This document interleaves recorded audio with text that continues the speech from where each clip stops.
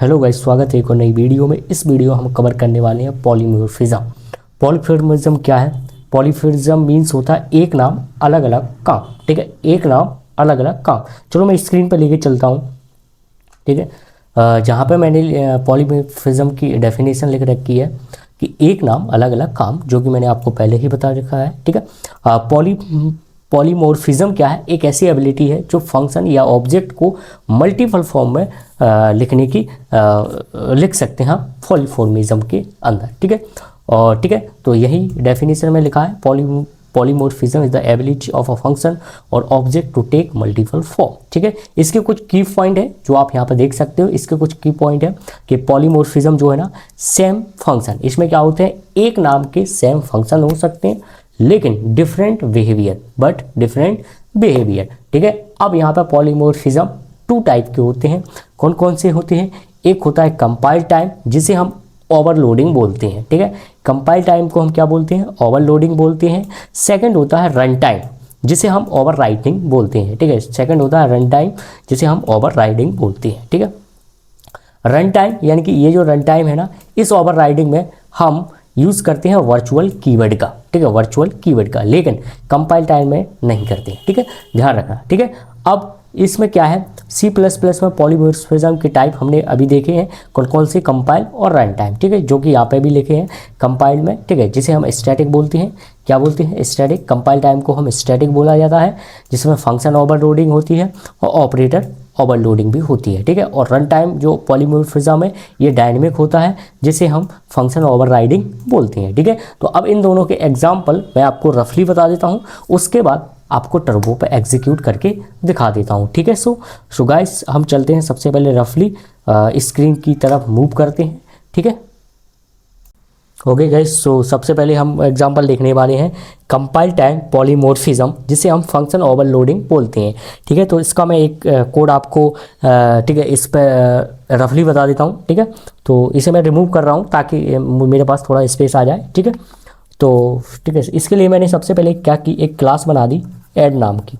ठीक है, एक क्लास बनाई ऐड नाम की, जिसमें मैंने यूज़ किया पब्लिक कीवर्ड का यूज़ किया। ठीक है, जिसमें मैंने दो फंक्शन बना दिए इंट रिटर्न टाइप के, यानी कि सम, जिसमें दो वैल्यू ले ली, इंट ए और इंट बी। इस तरीके से दो वैल्यू ले ली, और जहाँ पे मैंने रिटर्न करा दिया इन दोनों का ऐड, ए और बी, यानी कि इन दोनों का ऐड करा दिया, और यहाँ पे क्लोज किया। अगेन इसी का एक और कॉपी डाल दिया इंट सम नाम का, लेकिन इसमें मैंने डिफरेंट आर्गूमेंट ले लिए। डिफरेंट मतलब फर्स्ट में कितने लिए? दो, यहाँ पर मैं 3 ले लेता हूँ इस तरीके से, इंट सी। ठीक है, और ठीक है, इन तीनों का ऐड यहाँ पर निकाल दिया, रिटर्न ए प्लस बी प्लस सी। ठीक है, इसका इस वाले का क्लोज ये, इसका क्लोज ये अपनी क्लास क्लोज हो चुकी है। ठीक है, तो यहाँ से मैं अब यहाँ पे लिखूँगा। ठीक है, अब हम यूज़ करते हैं क्या, अपने वॉइड मेन नाम के जो हमारा फंक्शन होता है, उस फंक्शन को हम यूज़ करते हैं। इसमें हमें क्या करना है, इस ऐड नाम का, यानी कि ये जो ऐड नाम की हमारी क्लास है, इसका ऑब्जेक्ट बना दिया P1 का। ठीक है, मैंने क्या किया, P1 के अंदर जाओ, एक सम नाम का फंक्शन बना है, उसमें दो वैल्यू पास कर दो 2 और 3। ठीक है, P1 के अंदर जाओ, एक सम नाम का फंक्शन बना है, जिसमें वैल्यू पास कर दो 1 2 3, और ये अपना गैस CH वगैरह जो हम यूज़ करते थे वो हम कर रहे हैं, CLRSCR। ठीक है, तो इस तरीके से हमारा ये प्रोग्राम बन गया। देख सकते हो आप, इसमें एक अपनी क्लास बनी है, सेम नाम के फंक्शन है, यानी कि सेम नाम के, जो कि हमने पॉलीमॉर्फिज्म की डेफिनेशन भी पढ़ी थी, कि जिसमें हमने हमारे सेम नाम के फंक्शन होते हैं, लेकिन डिफरेंट क्या होते हैं, उनके बिहेवियर हो सकते हैं।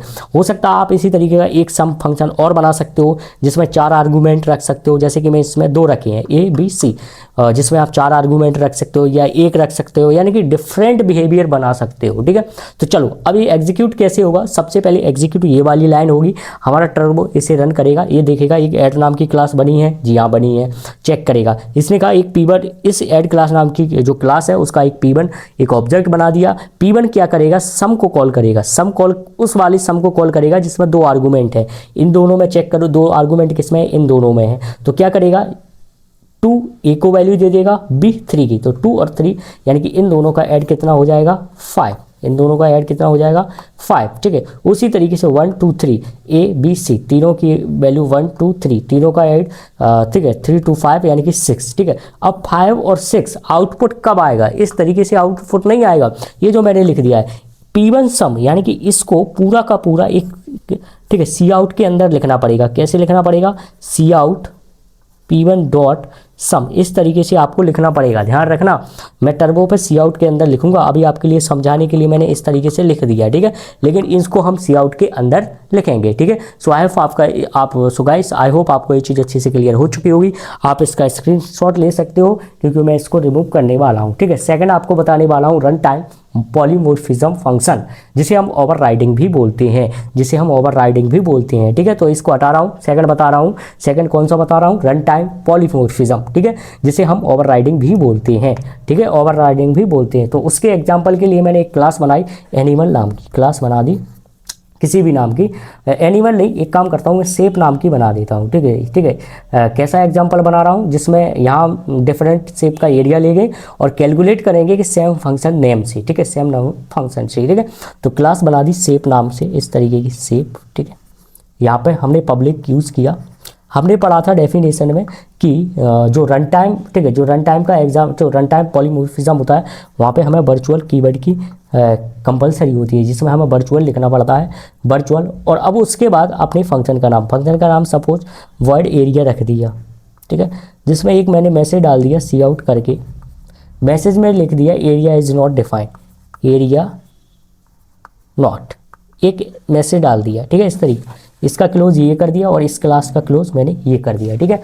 नेक्स्ट क्लास बनाई सर्कल नाम की, नेक्स्ट क्लास बना दी मैंने सर्कल नाम की, ठीक है, सर्कल नाम की, जिसमें इसको एक्सेस कर लिया। ये शेप नाम की क्लास है, पब्लिक शेप, ठीक है, जिसमें हमने यूज़ किया पब्लिक, और यहाँ पर बॉयड एरिया नाम का एक फंक्शन बना दिया, ठीक है, जिसमें हमने क्या किया, एक इंट आर नाम का वैल्यू लिया, जिसको 5 वैल्यू दे दी, और यहाँ पर सी आउट एक मैसेज डाल दिया, सी आउट, ठीक है, सी आउट में क्या किया, ठीक है, एरिया, सर्कल का एरिया निकाल दिया। सर्कल का एरिया किस तरीके से 3.14 मल्टीप्लाई आर स्क्वायर होता है, तो मैंने क्या किया आर मल्टीप्लाई आर, इस तरीके से, और इसका क्लोज ये कर दिया, ठीक है, इसका क्लोज ये कर दिया, और इस वाली क्लास का ये यहाँ पे मैंने क्लोज कर दिया, ठीक है। तो 3.14 मल्टीप्लाई आर, ठीक है। अब नेक्स्ट क्लास बनाई, क्लास का नाम रख दिया मैंने रेक्टेंगल।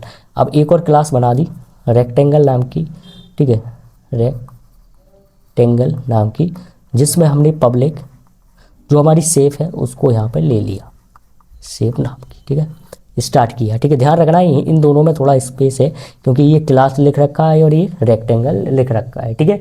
तो यहाँ पे भी हमने पब्लिक कीवर्ड यूज़ किया, ठीक है, और वॉइड एरिया का यूज़ किया, जिसमें हमने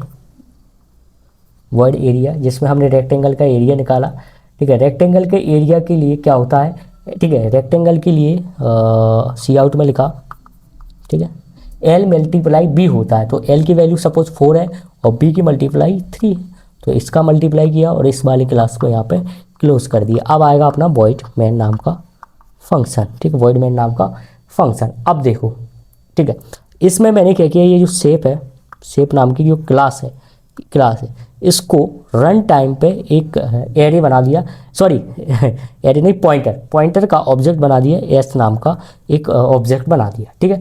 अब हमने क्या किया, इसका ऑब्जेक्ट और रेक्टेंगल का ऑब्जेक्ट दोनों का एक एक ऑब्जेक्ट बना देते हैं। तो सर्कल नाम की जो क्लास है उसका ऑब्जेक्ट बना दिया एस नाम का, एस, ठीक है, सर्कल बना, ठीक है, ऑब्जेक्ट बना दिया सी नाम का, ठीक है।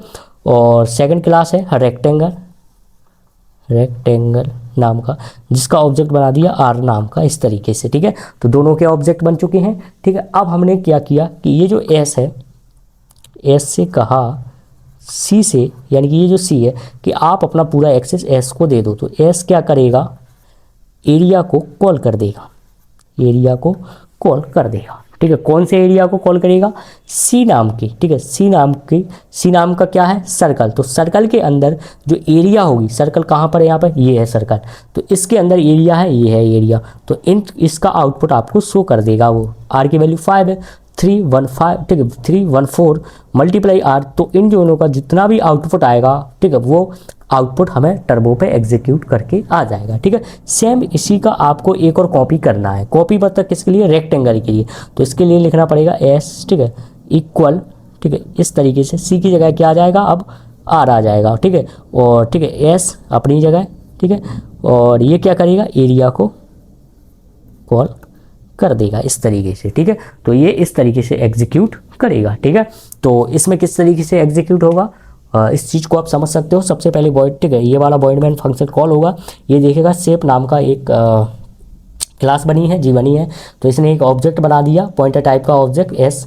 तो सर्कल क्लास, यानी कि ये जो सर्कल क्लास है इसका ऑब्जेक्ट बन गया, रेक्टेंगल का भी ऑब्जेक्ट बन गया, दोनों के ऑब्जेक्ट बन चुके हैं। तो ये क्या करेगा, एस सबसे पहले कहेगा सी से कि सी आप इसको, इसका एड्रेस यानी कि एड्रेस स्टोर करके दे दो एस, तो एस एरिया के आउटपुट निकालेगा और एस इस वाले आर का भी निकाल देगा, ठीक है। समझने वाली बात यहाँ पे है कि पॉइंटर का शेप जो है, ऑब्जेक्ट चेंज हो रहा है, पॉइंटर का शेप का है, लेकिन इसमें क्या हो रहा है, ऑब्जेक्ट चेंज हो रहा है, ठीक है। और ये क्या है, एस सी, यहाँ पर सर्कल का एरिया है, और आर में क्या है, रेक्टेंगल का फंक्शन वाला एरिया कॉल हो रहा है, ठीक है।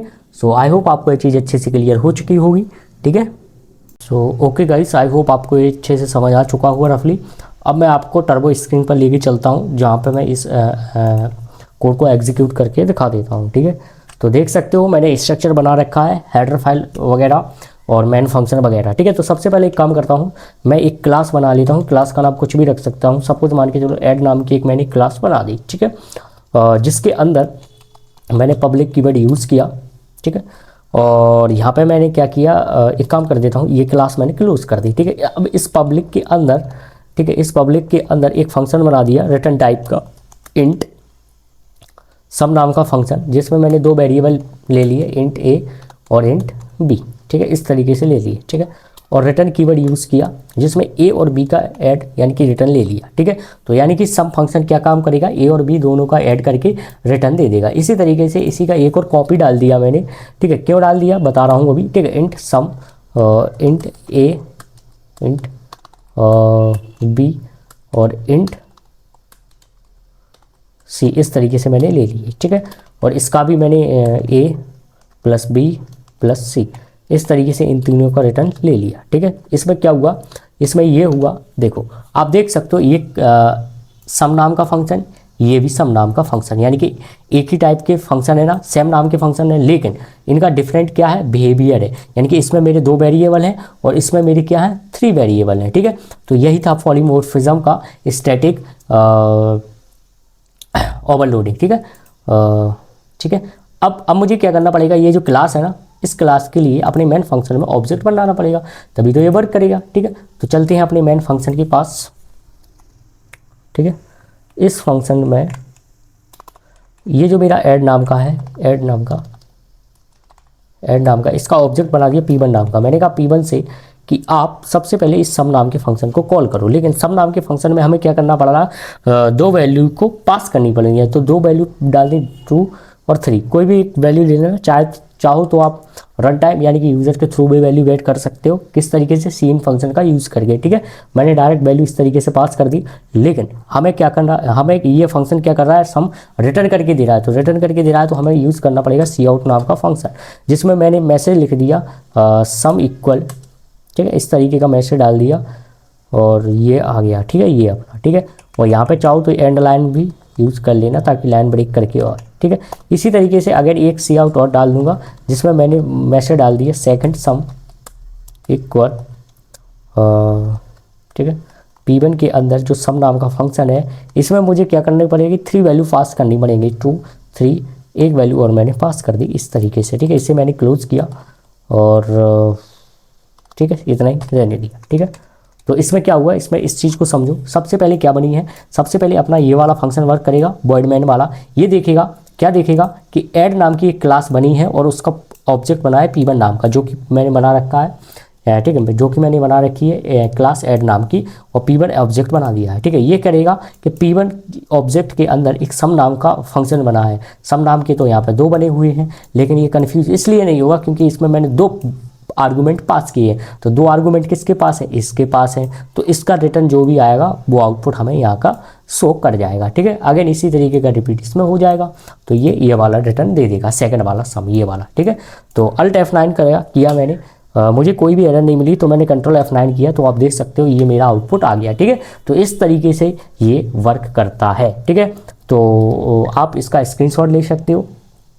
ठीक है, ठीक है, ठीक है। तो ये कौन सा था हमारा, ये था कंपाइल टाइम पॉलीमॉर्फिज्म, यानी कि इसे हम क्या बोलते हैं, ओवरलोडिंग, फंक्शन ओवरलोडिंग। ठीक है, इसे हम फंक्शन ओवरलोडिंग भी बोलते हैं, ध्यान रखना माइंड में क्लिक करके। ठीक है, और सेकंड कौन सा है, अब इसमें मेन चीज़ क्या थी, पहले सेकंड बताने से पहले ये बता देता हूँ मेन चीज़ क्या क्या थी इसमें। सेम फंक्शन थे। ठीक है, सेम फंक्शन कौन कौन से थे, सम सेम फंक्शन थे ना, और क्या था बताइए, कंपाइल टाइम पे डिसाइड होता है, और ये क्या होता है, कंपाइल टाइम पे डिसाइड हो चुका है, यानी कि पहले ही कंपाइल टाइम पे। ठीक है, इसलिए हम कंपाइल या स्टैटिक भी बोला करते हैं इस एग्जांपल को। ठीक है, सेकंड है रन टाइम। सेकंड कौन सा पढ़ा था हमने रफली, रन टाइम पॉलीमॉर्फिज्म फंक्शन क्या होता है, उसका एग्जाम्पल भी आप देख सकते हो। ठीक है, तो उसके लिए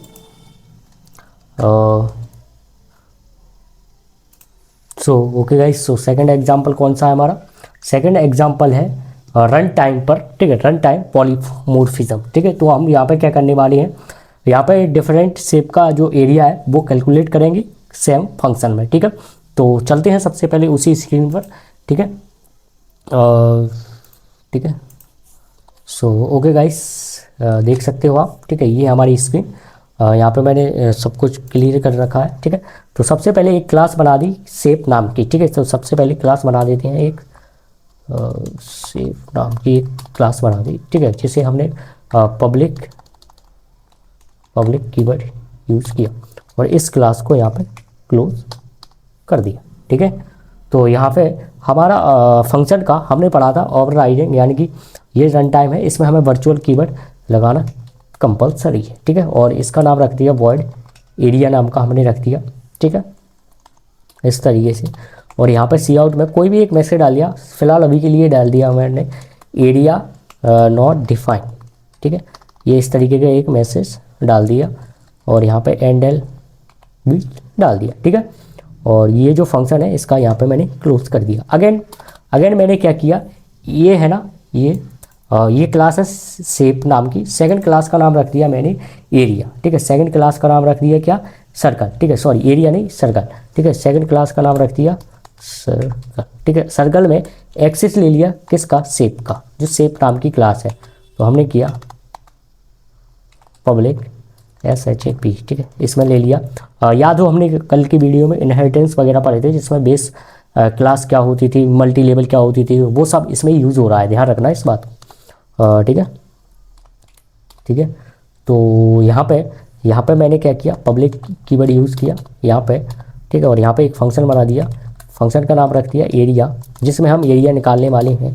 ठीक है, जिसमें हमने क्या किया, आर की वैल्यू 5 दे दी। ठीक है, और फ्लोट वैल्यू ले ली, एरिया निकाल रहे हैं, तो AR इक्वल एरिया 3.15 में मल्टीप्लाई क्या होता है, R², तो R मल्टीप्लाई R। ठीक है, यही होता है ना एरिया का। ठीक है, फॉर्मूला, और यहीं पे मैंने सी आउट में दिखा दिया इस तरीके का, सी आउट। ठीक है, एरिया इक्वल इस, ठीक है, सर्कल का एरिया इक्वल मैसेज और AR। ठीक है, जो AR है ना उसको यहाँ पे मैंने शो करा दिया। साथ ही साथ यहाँ पे एंड लाइन का भी यूज़ कर लो, ताकि लाइन ब्रेक करके हमारा आउटपुट आए। ठीक है, और इस फंक्शन को, ठीक है, ये जो फंक्शन है इसको हमने यहाँ पे क्लोज कर दिया। ठीक है, और ये क्या थी, अपनी क्लास थी। ठीक है, एक क्लास और बना देते हैं। ठीक है, तो ये थी सर्कल नाम की क्लास, जिसमें हमने शेप को एक्सेस किया था, जिसमें हमने बॉर्ड एरिया R की वैल्यू 5 दे दी, फ्लोट AR इसका मल्टीप्लाई किया, जो भी हमारा कैलकुलेशन एरिया निकल के आए वो यहाँ पे आप आउटपुट में दिखा दो। ठीक है, इसी तरीके से एक क्लास बना दी हमने रेक्टेंगल नाम की, जिसमें हम रेक्टेंगल निकालेंगे, रेक्टेंगल। ठीक है,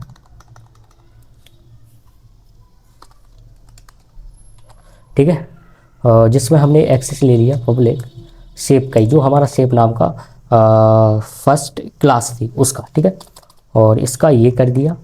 ठीक है, और इसमें हमने यूज़ किया पब्लिक वॉइड, इसमें भी एरिया ही नाम का हमने फंक्शन बना दिया, जो कि हमने पहले भी बना रखा था। ठीक है, तो अब इसमें क्या करते हैं, इसमें वही फार्मूला वगैरह लगाना पड़ेगा अपन को रेक्टेंगल के एरिया का।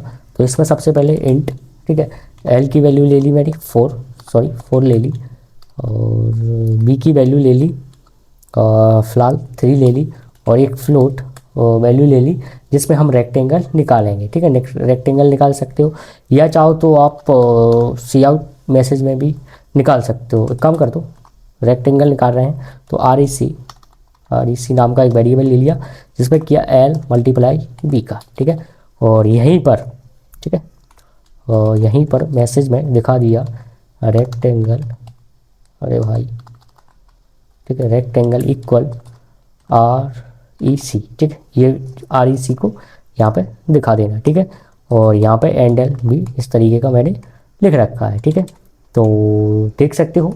ठीक है, ये जो फंक्शन है, इस फंक्शन को, हाँ, ये क्लोज कर रखा है, और ये क्लास भी यहाँ पे क्लोज है। ठीक है, आई होप आपको ये चीज़ अच्छे से क्लियर हो चुकी होगी। सबसे पहले मैं आपको अगेन रिपीट करा देता हूँ। एक मैंने क्लास बनाई है शेप नाम की। ठीक है, ये है अपनी मेन क्लास। ठीक है, ये है जिसमें हमने वर्चुअल कीवर्ड का हमें यूज़ करना पड़ता था।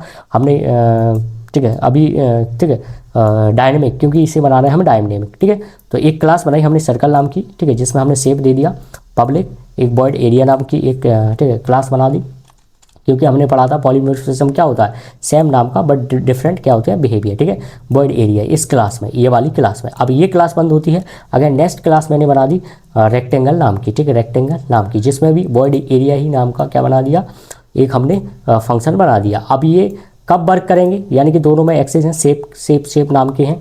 तो अब ये वर्क कब करेंगे, जब हम इन्हें कॉल करेंगे। ठीक है, एरिया को। ठीक है, तो उसके लिए ये जो हमारी शेप नाम की क्लास है, शेप नाम की जो हमारी क्लास है, ठीक है, इसका मैं क्या कर रहा हूँ, रन टाइम पे एक ऑब्जेक्ट क्रिएट कर रहा हूँ, तो जिसका कीवर्ड का नाम रख दिया P1। ठीक है, P1। अब रेक्टेंगल और सर्कल, इन दोनों के एक एक ऑब्जेक्ट और बनाने पड़ेंगे हमें। ठीक है, ठीक है, क्योंकि वो एक दूसरे से कनेक्ट नहीं है ना से। ठीक है, तो हम एक साथ एक्सेस नहीं कर सकते हैं। तो इसके लिए हमें क्या करना पड़ेगा, एक ऑब्जेक्ट बनाना पड़ेगा, किसका, सर्कल का, SICRL। ठीक है, सर्कल यही था, हाँ, सर्कल का C दे दिया। इसी तरीके से रेक्टेंगल, ठीक है, ठीक है, रेक्टेंगल का R दे दिया। ये अपने दो ऑब्जेक्ट बन चुके हैं। ठीक है, रेक्टेंगल और सर्कल नाम की ये जो क्लासें थी, इनका हमने बना दिया। ठीक है, अब हम क्या कर रहे हैं, रन टाइम पर, यानी कि रन टाइम पर डिसाइड कर रहे हैं कि कौन सा फंक्शन कॉल हो और कौन सा फंक्शन ना कॉल हो। तो हमने क्या किया, ये जो P1 नाम की जो हमने ऑब्जेक्ट बनाया है, इससे कहा पॉइंटर से कि C, यानी कि C ये वाली एक्सेस, यानी कि इसका एक्सेस इस P1 को दे दो। तो ये P1 क्या करेगा, ये कॉल करेगा पॉइंटर के थ्रू एरिया नाम के फंक्शन को, सेम एज इट इसी का एक और कॉपी डालेंगे, यानी कि इसी का कॉपी करेंगे, किसके लिए, रेक्टेंगल के लिए। तो रेक्टेंगल में R लिया, R से कहा कि आप एक्सेस दो, किसका दो, सॉरी P1। ठीक है, P1 इक्वल एक्सेस दो, किसका, R का। R मीन्स रेक्टेंगल के ऑब्जेक्ट से कहा। ठीक है, तो अब ये क्या करेगा P1, ठीक है, P1 क्या करेगा, अब एरिया, यानी कि जो एरिया फंक्शन बना है किसके अंदर, R के अंदर, R ऑब्जेक्ट के अंदर। R ऑब्जेक्ट क्या है, रेक्टेंगल के अंदर जो एरिया नाम का है उसे आप कॉल करा देना। ठीक है, तो इस तरीके से ये वर्क करेगा। ठीक है, आई होप मैंने आपको रफली तो अच्छे से बता ही रखा है, तो यहाँ पर कोई दिक्कत नहीं आनी चाहिए। Alt F9 किया, कोई एरर है नहीं है, तो कंट्रोल F9 करूँगा, देख सकते हो ये मेरा आउटपुट इस तरीके से निकल के आ गया। एरिया इतना आ गया, रेक्टेंगल इतना आ गया। ठीक है, तो आप इसका स्क्रीनशॉट ले सकते हो। मैं अगेन ऊपर से नीचे का स्क्रॉल कर देता हूँ। ठीक है, तो इसमें मैंने क्या किया था, एक क्लास बनाई थी शेप नाम की। ठीक है, शेप, तो इस क्लास के थ्रू हम डिसाइड कर रहे हैं कि कौन सा एरिया फंक्शन को, यानी कि कौन सी क्लास के अंदर जो फंक्शन है उसे हम कॉल करेंगे डायनेमिक तरीके से। ठीक है, डायनेमिक मतलब जब हम इसको अपने वॉइड पॉइंट के अंदर जा रहे हैं, वॉइड पॉइंट के अंदर जाते हैं। ठीक है, तो ये देख सकते हो ये बनाया है। ठीक है, एक हमने सेकंड क्लास बनाई थी सर्कल नाम की, जिसमें हम इस शेप नाम की फंक्शन को यहाँ पे कॉल कर रहे हैं, और यहाँ पे एक एरिया नाम का ये बना रखा था। ठीक है, और देख सकते हो ये है सेकंड फंक्शन। इसी तरीके से अगर मैंने एक और बना रखा था, ये बना रखा था। ठीक है, रेक्टेंगल नाम का। अब वॉइड पॉइंट में क्या किया, ये जो शेप नाम का जो मेरा क्लास थी उसका ऑब्जेक्ट बनाया P1 से, यानी कि इसके थ्रू हम ये दोनों की दोनों क्लासों को एक्सेस कर रहे हैं, कौन कौन सी, सर्कल को और रेक्टेंगल को। ठीक है, तो हमने इस दोनों का ऑब्जेक्ट बना दिया R और C। तो पहले C का करते हैं, C का ऑब्जेक्ट P1 में गया और इसे कॉल करा दिया, same as it is second में करा दिया। ठीक है, तो आई होप आपको ये चीज़ अच्छे से क्लियर हो चुकी होगी। ठीक है, सो थैंक यू गाइस।